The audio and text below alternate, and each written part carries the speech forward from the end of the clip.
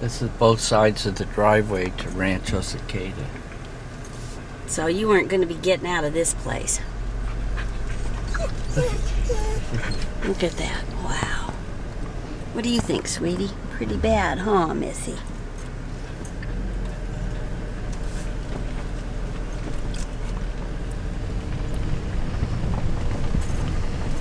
And the smell is like the largest campfire on Earth.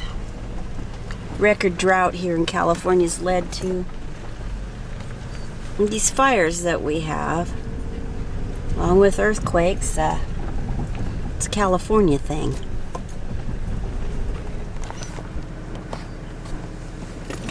That's not snow. That's ash in the riverbed there. I know, honey. It's very sad. She always does it right when you film. Keep that wet. Here's some amazement, an area that was saved amidst all of this. It's amazing. Our firefighters work hard, I'll tell you what. Look at that, there's still fruit on the tree.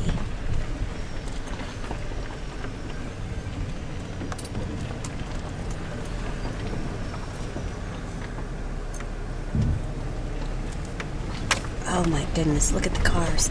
Yeah, that's Oh, what they wow. lost. Oh my.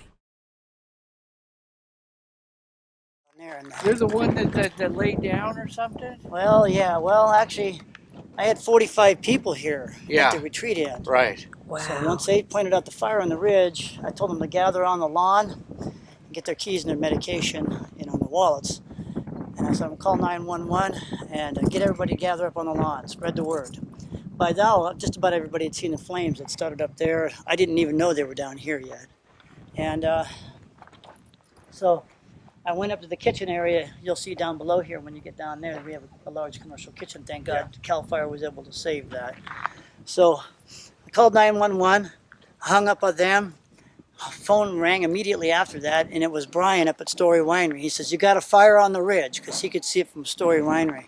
I said, I know, I got 45 people down here, I got to get them out. So I hung up, and then I was on that ATV, and I come up the hill here, and I needed to make sure David knew what was going on. He was in the house. Yeah.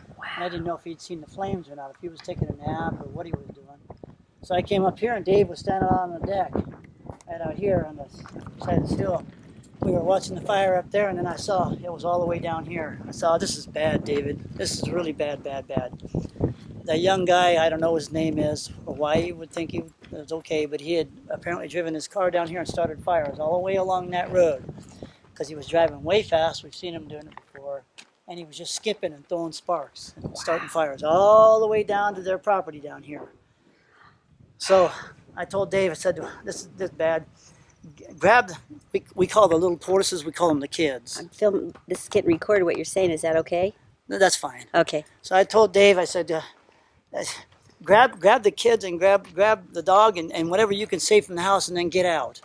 Because I had that little ATV, and I can go a lot faster in that than he can even in the truck. I can fly up these Where roads. is the ATV? It's all burnt. up. Yeah, I got Yes, a it is. picture of Oh, it. It's exactly. completely And I'll burnt tell you up. why in just a few minutes here, a few seconds. It gets to be kind of a long story. But so Dave went back in the house, and he was grabbing stuff as quick as he could. Well, the tortoise house is up around the corner, and you'll see that in a few minutes. So I went back down because I had, like I said, I had 45 people. Now, some of them were starting to leave on their own, a few of them. The rest of them were like wandering around like, well, do we need to leave? And then, yeah, you need to get out. You need to get out now. I was worried about the road getting closed off, getting them trapped in here. You've seen our road. Yeah. We saw it. Yeah, we've been filming and talking about that because we filmed the other road, Painted pony. Painted Pony. They had 5 minutes to get out like yourselves. What are you going to do? And it's these kind of roads. So I want people to understand how It was quick. crazy it had to be, and it's scary. From the time we saw the flames up the top up there to the time I had to get them out, we had 25 minutes. And then the fire was here.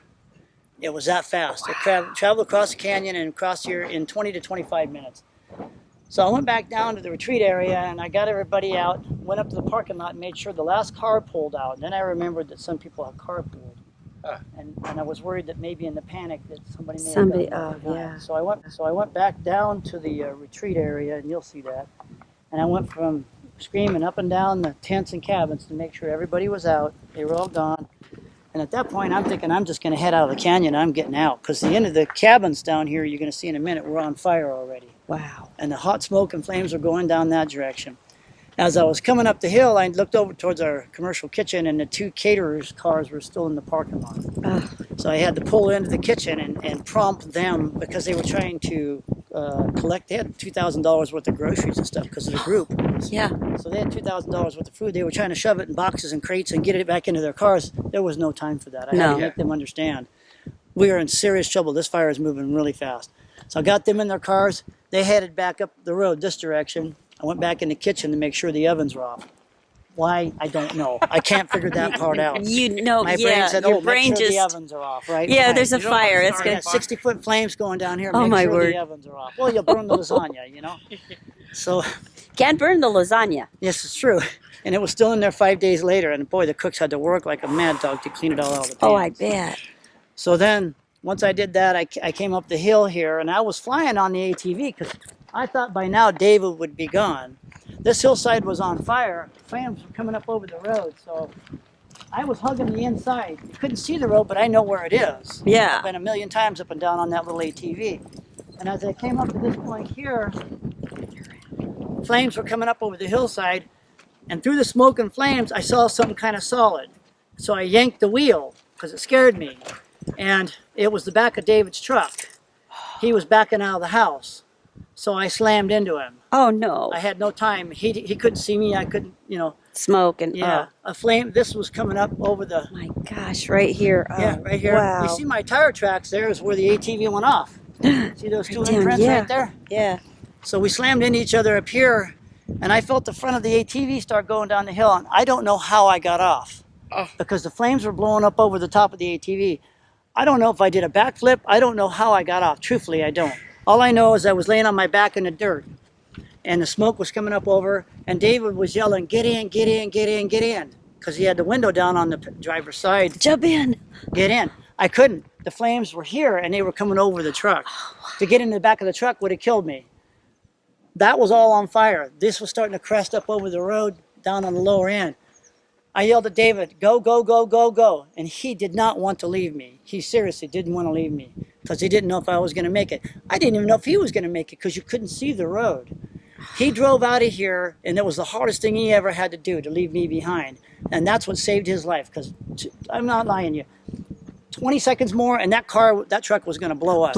It was going to go on fire. So he took off. And the only reason he made it out is because he knows where this road is, because you couldn't see it. There were 60-foot flames and ashes blowing up over this road here. And he just took off. He knows every bump and turn. I ran that direction because it was away from the heat. I'm just like a burning squirrel now. I'm just looking for someplace to hide, So I ran up that direction. And if you'll come up with me around the corner here, I'll show you the rest of it and some of the buildings that we lost, and I'll give you a bit more of the... So after Dave and I had our little meeting of the truck and the ATV down there, and he thankfully made it out the road, I ran this direction and down below these buildings and came up into here. And I stopped down in there. Everything around here was on fire, but that green big building wasn't on fire yet. But these buildings were catching fire. That was on fire. And because of the old cars and the gas tanks, there was explosions going off and the tires were exploding. And the flames were shooting way up in the air. So this wasn't safe for me. So I ran from there up the road where Terry is right there, and I ran up that direction to where that blue tank is up there. That's the pressure tank for the well. Yeah. That's the top of the orchard, and I went inside the gate because this field was just starting to catch on fire, and these buildings, it was just like an Arnold Schwarzenegger movie. So there was a building where Explosions. where we're standing right here was a building? Where we're standing was a building, and a car was here. We had to have the car pulled away. So there was another antique car here. Terry, which car was here? I forget. The DeSoto. Oh, the 39 DeSoto. A 39 DeSoto was parked here, and it just melted it. The fella came with a tow truck yesterday and took it away. And there were gas cans here for the old cars so that we could fill them up with gas. And so I ran up to the top of the orchard and I hid in there with the sprinklers on, but the water tanks were melting, so the sprinklers were getting smaller and smaller. And then the fire flashed onto the bottom of the orchard, and the smoke and flames came over the top, and hot smoke started coming through the orchard. It was so hot, it was hard to breathe. So I didn't think I was going to make it then. I just really thought that was going to be the end of it. It's a little easier to talk about now. I couldn't talk about it for the first day or so. Oh, I imagine. Watch your steps so you don't fall off the back there, sir. And so I was sitting there, holding my breath as long as I could, and then trying to stick my face into the sprinkler, which was getting smaller and smaller because the water tanks were melting. All the risers down here had melted, like this faucet, it had melted. So water was emptying out of the tanks fast. Once it emptied out of the tanks caught fire. They're that plastic, so they caught fire. And then when I was looking up towards the road, I saw the blinking lights from CAL FIRE, big fire truck. But it had stopped right up there where the fork of the road is up here. It's just above this point here. I couldn't see the truck, but I could see the blinking lights. So I ran up. I ran up as far as the flames would let me go, and I started whistling, and I can whistle really loud. And I started waving my arms. And the smoke parted and the flames parted, and I saw the guy driving the truck in CAL FIRE, and he got on his speaker and he says, "Get off the road, sir, we're coming through the flames to get you." And man, I was so happy, I'll tell you what. Oh my God, was I ever so happy. Because They're such heroes. They are truly. They weren't going to come any further in. It was too dangerous. But when they saw me, they did. And they drove through 60-foot flames, 100 feet, 200 feet of 60-foot flames to get to me. And they pulled me into that truck. And that's what saved my life. Wow. If it hadn't been for them, I would have died of smoke and heat right there in the orchard. They drove around with the truck, and they came around this way, and they parked up there, and they got the hoses out, and they wet the ground down because the grass was on fire around it. And now they're trapped here with me. So then we waited in there for a few minutes, and then we came down this direction. But these buildings were on fire. And so they parked down here in this area. You can see where their hoses burnt up. They got a bunch of hoses. That's a yellow hose. That's Forest Service hose down there. And so they parked down there in that white area, and they tried to save these buildings as much as they could, because they could see there were old cars in there and stuff. And so they started spraying these down a little bit, but you couldn't fight it. It was too hot, too fast. The captain got out and he walked that direction. At that time, the big green building wasn't on fire yet. The roof was smoking a little bit, but it was a metal-sided building. So, and it was 2 stories tall. And he comes around the corner, because you could walk in behind that truck there. There's a tortoise yard there. And he yells at me, he goes, "Hey, there's a huge turtle over here." And I thought, oh my God, Abe, we'll take a look at him here in a second. And Abe was wandering around down there. When David rescued the little tortoises, he left the tortoise door open, and Abe got out. Because he's 200 pounds, you can't pick him up. One person can't pick him up. Yeah, no way. And you'll see. And so the Forest Service guy and I went over and we put him in a big metal tank we'll look at here in a second. And we put the last little bit of water from the lines, because it's all gravity feed. It put about 1 inch of water in there. Now Abe doesn't drink water, he doesn't know how. But that kept him from the most intense heat. And he was able to survive in that tank overnight. Even though this whole building burnt after we left him, we had to leave him. I didn't want to leave him, but there was no room in the cab for that big tortoise and us. So we had to leave him. Then they went. Made it. Yeah, he did. Yes, and he's doing fine. So then we went down the road, back down the road this way. You couldn't see the road because of the smoke and flames, but he was asking me for directions, and he could feel his way along. And that's when we saw the house. And they got the hoses out, and they used the last third of their tanker truck to put out the fire on our house. And that's what saved our house. Then he backed back up this road, and he was on the radio, because they were trapped behind this wall of fire, and they were trapped with me. They put themselves at risk, they put their rig at risk, they put their lives at risk, and thank God they did, truthfully. Those guys are heroes, they truly are. Well, and we'd watched some videos on how some of them actually parachute in and stop the line. Smoke amazing. jumpers. And they're smoke jumpers, and they're proud of what they do. Yes, they are. They should be. I mean, That's it's so heroic and amazing and wonderful. Our firefighters, California Truly is are. lucky. 1975, I was stationed up in Arnold. I was CDF. I was a seasonal firefighter. Wow. I was stationed in Arnold, Murphy's, and San Andreas. Oh. I got hired here in Sutter Creek. They had the hiring office there in Sutter Creek, and we did our fitness tests at Sutter Creek High there, Jackson High. And before that, I was 16.